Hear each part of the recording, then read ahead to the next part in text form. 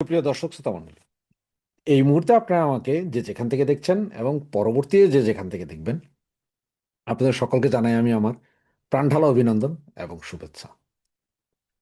গত 2-3 দিন আপনারা আমাকে যে পরিমাণ ভালোবাসা এবং সহযোগিতা দিয়েছেন, তার জন্য আপনাদের কাছে আমি কৃতজ্ঞ। গত 3টি ভিডিওতে আপনারা হাজার হাজার ভাই বোন সাবস্ক্রাইব করেছেন, শেয়ার করেছেন, বন্ধু বান্ধবকে বলে সাবস্ক্রাইব করিয়েছেন, এর জন্য আমি কৃতজ্ঞতা প্রকাশ করছি। আশা করব এভাবে আপনারা সাবস্ক্রাইব করে আমাদের এই চ্যানেলকে 1 লক্ষের পরিবারে পৌঁছে দেওয়ার ব্যবস্থা করবেন। তো চলুন আসুন, আজকে যে বিষয়টা এতক্ষণ আপনারা হেডলাইন এবং ব্যানার দেখে বুঝতে পারছেন যে কি কথা বলছি, হঠাৎ করে আমাদের রজার খলিল বা নিরাপত্তা উপদেষ্টা, ওনাকে কেন ইউএসএতে ডাকা হয়েছে, এই বিষয়টা নিয়ে আমরা কথা বলব। তো এই বিষয়টাতে যাওয়ার আগে আমরা ছোটোখাটো 2-1টা বিষয় একটু আলোচনা করি। এটা অবশ্যই আপনারা সকলেই জানেন এবং আমার চেয়ে আরও ভালোই জানেন যে গতকাল রাতে স্বেচ্ছাসেবক দলের এক নেতাকে ঢাকার ওপেন রাস্তায় গুলি করে নিধন করেছে।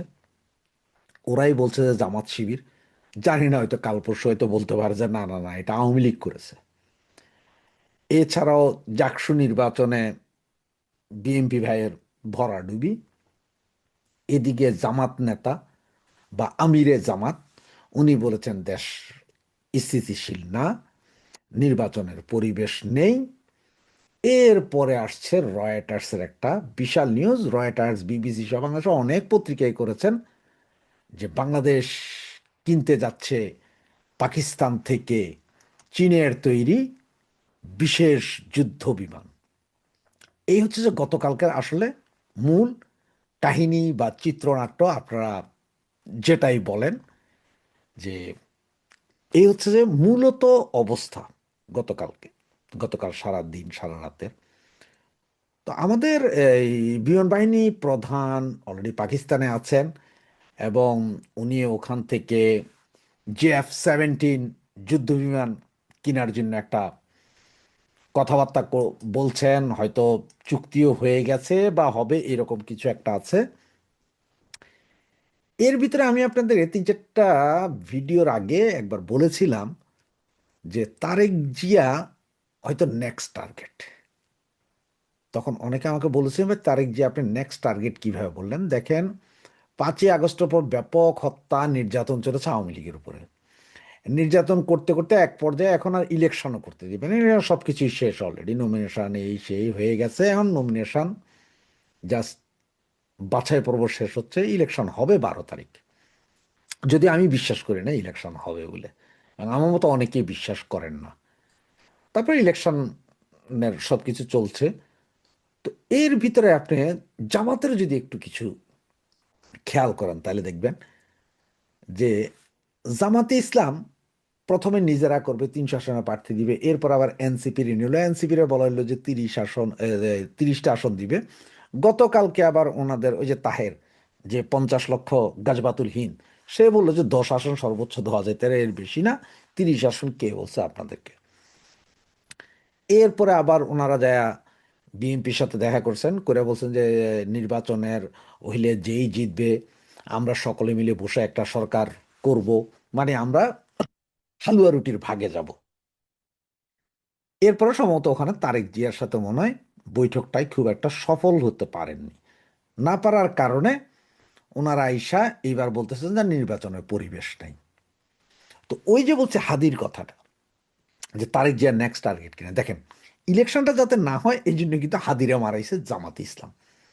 যে হাদিকে প্রথমে ওরাই বানাইছে এইরকম প্রমিনেন্ট ফিগারের মতো, যে সাউয়া মাউয়া চিরাফেল, যেইখানে অমুক তমুক, টিনের সালে কাউয়া তারেক আমার ডট ডট, এগুলো বইলে টলে হাদিকে এমন এক লাইমলাইটে আনছে যে হাদি হচ্ছে যে পৃথিবীর সারা ভারত বিদ্বেষী।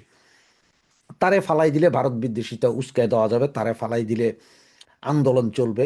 এখন কইতেছে আজকে 23 দিন হয়ে গেল, এখনো হাদি হত্যার বিচার হইল না, ইলেকশন হইতে পারবে না, শাহবাগ দখল, এই সেই। তো পৃথিবীর কোন জায়গায় 23 দিনে বা ইয়ে হয়, কি হত্যার বিচারে বা হত্যাকারী ধরা যায়, কিন্তু হত্যার বিচারে এটা কই? আর হত্যাকারী তো জামাতই করছে হত্যা। ভিতরে জামাত নিজের কাছেই লুকাইয়া রাখছে, এখানে কার কি করার আছে?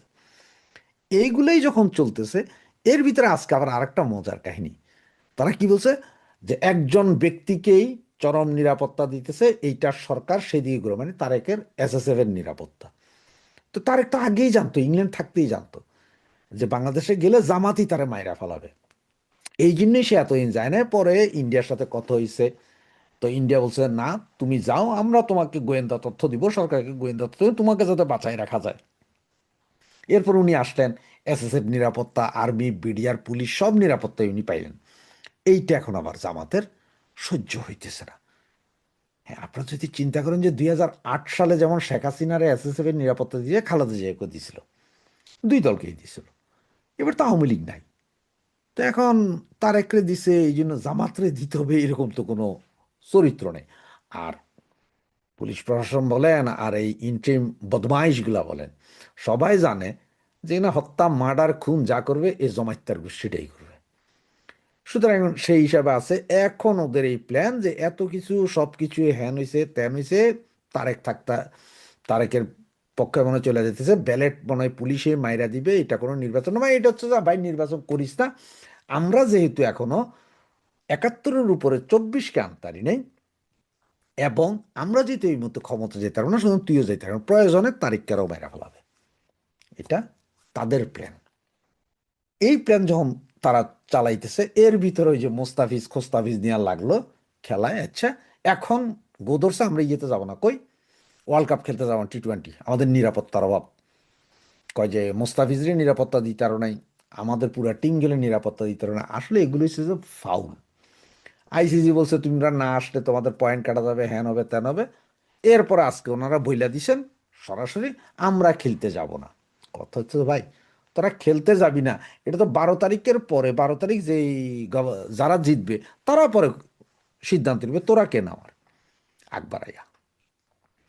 তো এগুলো হচ্ছে সব আসলে ওই যে নির্বাচন বানচাল, ক্ষমতা আরো দীর্ঘায়িত করার একটা পুরানো কৌশল। তো এবার আসে যে খলিল সাহেবকে কেন ইউএসএ তে ডাকা হইলেন? আসলে খলিল সাহেবকে অন্য কিছুর জন্য ডাকা হয়নি। বাংলাদেশ ভারতের সাথে মারামারি করবে নাকি বাংলাদেশ এই আপনার পাকিস্তানের লগে কাপড় তুলা দিবে, এগুলা নিয়ে আমেরিকার কোনো চিন্তা নাই।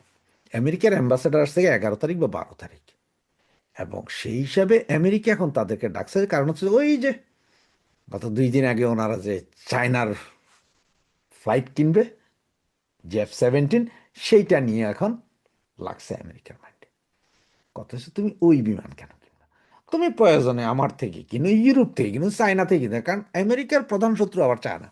চায়নার বিমান কিনতে পারবে না। প্রয়োজনে আমি তোমার F-16 দিব, আরও কিছু দেবো, তুমি সেগুলা কিনবা, কিন্তু এই বিমান কিনবা কেন? এটি হচ্ছে মূল কাহিনী, যে চায়নার কাছে তুমি আর যা বেচা দিবা দিবা, পাচা বেচা দিতার তারা চায়নার কাছ থেকে কিনতে পারত না। আর চায়না তো সে আনা, চায়না নিজে বেছে না, চায়না পাকিস্তানের দিয়ে বেছে, মানে আমরা। আর এই বিমানগুলো হচ্ছে মূল কাঠামো, মূল যত মেশিনারি আছে সব চায়নার, শুধুমাত্র উপরের খোল। বাংলাদেশে যেমন বাসের খোলা বানায়, এই খোল বানাইতেছে পাইকারা, বানাইয়া এটা এখন বাংলাদেশের কাছে বেচবে। তো বেচলে এখানে পাকিস্তানের লাভ, প্রচুর লাভ, ওদের ইকোনমি দাঁড়ায়া যাবে এইসব।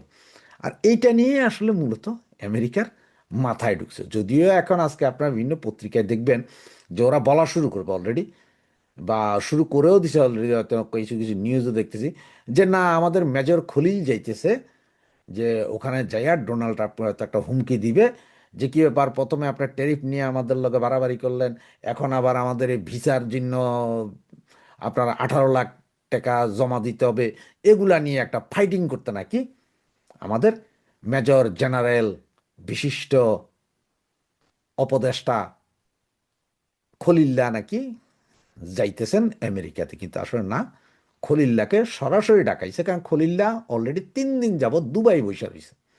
সেইখান থেকে তারে ডাকানো হয়েছে যে তুমি এদিকে আসো পাপা, তোমার সাথে কথা বলবো। ডোনাল্ড ট্রাম্প তো পাগলা চোদা মানুষ, জানেনি। ভেনিজুয়েলার প্রেসিডেন্ট তুলিয়া লইয়া গেছে, ওই গ্রিনল্যান্ড এখন খাইয়া দিব কইতেছে। এর কথা হচ্ছে ভাই, আমি যেটা কই এটা ব্যবসা সব আমার লয়ে করবা, তোমরা অন্য কোনো দেশের লয়ে করতে পারবে না। এটাই হচ্ছে যে মূল কথা। সেটা আজকে কথাটা না বললো, 2 দিন পর হইলো এই রিপোর্টটা